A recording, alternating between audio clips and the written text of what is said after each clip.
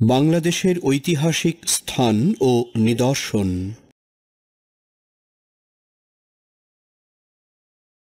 মহাস্থানগড় ও ওয়ারী বটেশ্বর। বাংলাদেশে অনেক গুরুত্বপূর্ণ ঐতিহাসিক স্থান ও নিদর্শন আছে।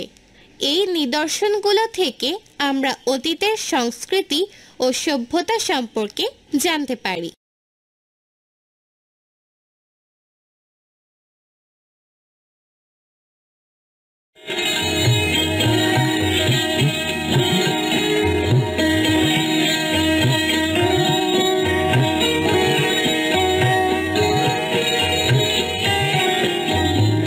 মহাস্থানগড় খ্রিস্টপূর্ব 400 অব্দ থেকে 1500 খ্রিস্টাব্দ পর্যন্ত প্রায় 1900 বছরের ইতিহাসের সাক্ষ্য বহন করে এই নিদর্শন।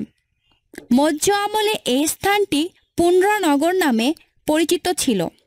বগুড়া শহর থেকে প্রায় 13 কিলোমিটার উত্তরে করতোয়া নদীর তীরে মহাস্থানগড় অবস্থিত।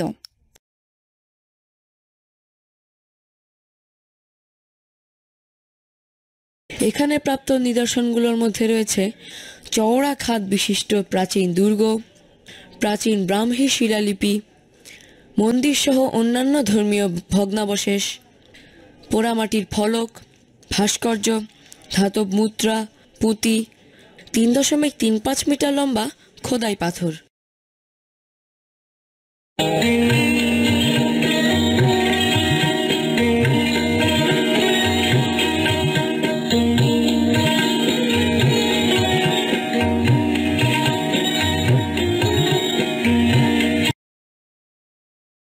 ওয়ারী বটেশ্বর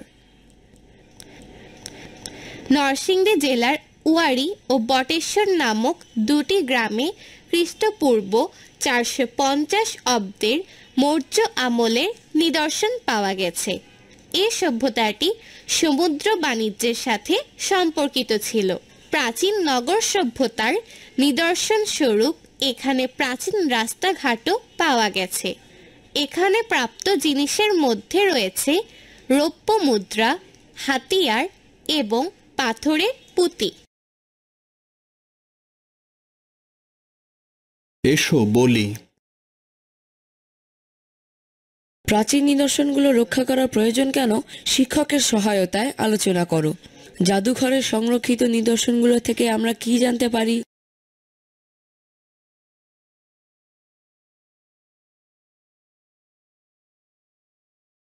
এসো লিখি। পাথরে খোদাই করা বুদ্ধের দণ্ডায়মান চিত্রটি লক্ষ্য করো। যারা এটা দেখেনি তাদের জন্য এটি সম্পর্কে বর্ণনামূলক একটি রচনা লেখো।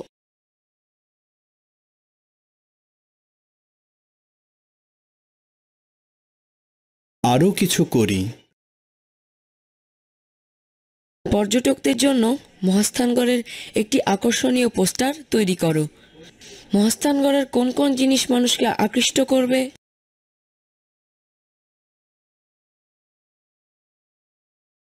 যাচাই করি।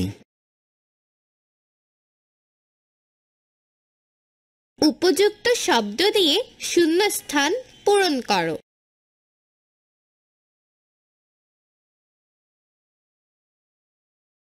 দুটি নিদর্শনই খ্রিস্টপূর্ব 400 অব্দের কাছাকাছি মৌর্য সাম্রাজ্যের ইতিহাস বহন করে।